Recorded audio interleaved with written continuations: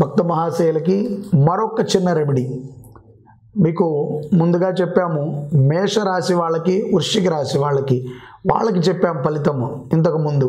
వాళ్ళు కూడా శివరాత్రి సమయమునందున ఏ కాలమునందున మనము అభిషేకం చేస్తే వాళ్ళకి ఫలితం ఉంటుందో చెప్పాము.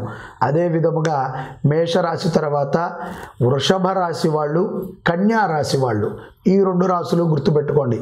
వృషభము, కన్యా, ఈ రెండు రాశి వాళ్ళు ఉదయాన్నే 5 గంటల దగ్గర నుంచి 7 గంటల లోపు, సూర్యోదయాత్ పూర్వము కానీ సూర్యోదయం అయిన తర్వాత కానీ, సూర్యోదయాత్ పూర్వమే మీరు చేసినట్లయితే కనుక అద్భుతమైనటువంటి ఫలితం.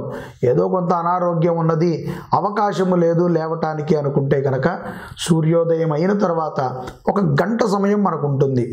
7 దాకా అంటే మాఘమాసంలో కొంత సమయం పడుతుంది.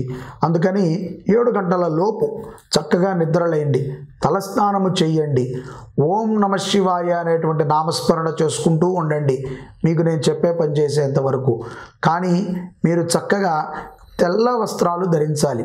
అంటే ఎవరైనా సరే మన శరీరం మీద ఒక తెల్లటి వస్త్రం ఉండాలి. అంటే మొత్తము తెలుపు అని నేను అనట్లేదు, బాగా గుర్తుపెట్టుకోండి. తెల్ల వస్త్రం, ఏదో ఒక చిన్న కర్చీఫ్ అయినా, ఒక టవల్ అయినా, లేకపోతే మనం వేసుకునేటువంటి వస్త్రముల్లో ఒక చిన్న తెలుపు అయినా ఉండాలి. ఆ తెలుపు వస్త్రాన్ని ధరించండి. చక్కగా మీ పూజా మందిరంలో కూర్చోండి. ముఖ్యముగా వృషభ రాశి వాళ్ళు, కన్యా రాశి వాళ్ళు చేయవలసినటువంటి విషయము కాబట్టి కొంచెము పానకం చేసుకోండి. బెల్లము, అదే విధముగా మంచినీళ్ళు, కొంచెం మిరియాల పొడి వేసి చక్కగా ఒక చిన్న గ్లాసుడు పానకం చేసుకోండి. పానకము మీ యొక్క పూజా మందిరంలో పెట్టుకోండి. దీపారాధన చెయ్యండి. చేసిన తర్వాత ఓం శ్రీ హ్రీ నమ శివాయ, ఓం శ్రీం హ్రీం నమ శివాయ, ఇదే నామస్మరణాన్ని 108 సార్లు చేయండి. మళ్ళీ చెప్తున్నాము, ఓం శ్రీం హ్రీం నమ శివాయ, ఈ నామస్మరణాన్ని 108 సార్లు చేయండి. భస్మము తీసుకోండి, వీపూది. మీరు ఆల్రెడీ శ్వేతమైనటువంటి వస్త్రాన్ని వేసుకుని ఉంటారు, తెల్లది. వీపూది కూడా తెల్లగా ఉంటుంది. ఈ యొక్క 3 వేళ్లతో వీపూది తీసుకోండి. మీ దగ్గర శివలింగం ఉంటే కనుక శివలింగం మీద వేయండి, లేదంటే శివుడు చిత్రపటం దగ్గర వేయండి. ఆ యొక్క భస్మాన్ని అక్కడ పెట్టండి. చక్కగా ఈ యొక్క ఓం శ్రీం హ్రీం నమ శివాయ అనేటువంటి మంత్రాన్ని ఎంత కుదిరితే అంత చేయండి. 108, 1008 అని లేదు, మీ ఇష్టం, మీ ఓపిక. చక్కగా ఆ 2 గంటలు కూర్చుని కూడా ధ్యానం చేయండి. కళ్ళు మూసుకోండి, ఎటువంటి లెక్క లేదు దానికి. ఇలా లెక్క పెట్టుకునే అవసరమే లేదు. కూర్చుంటాము, అన్నీ పెట్టుకుని మీకు ఎంతసేపు కుదిరితే, బుద్ధి ఎంతసేపు ఉంటే అంతసేపు చేయండి.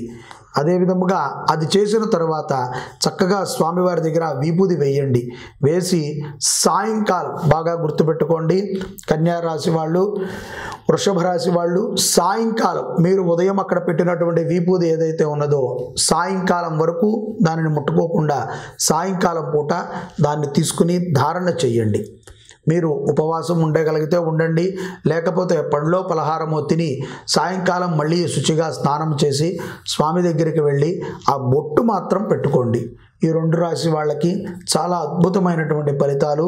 ఆ యొక్క రాసుల్లో ఉండేటువంటి గ్రహదోషములన్నీ కూడా శివుడు పటాపంచలు చేస్తాడు. ప్రయత్నం చేయండి, మీరు తప్పకుండా విజయాన్ని సాధిస్తారు. ప్రతి కార్యమునందున కూడా వృషభ రాశి వారికి, కన్యా రాశి వారికి ఎదురు ఉండదు. ఓం నమ శివాయ, ఓం శుభంకర్యే నమః.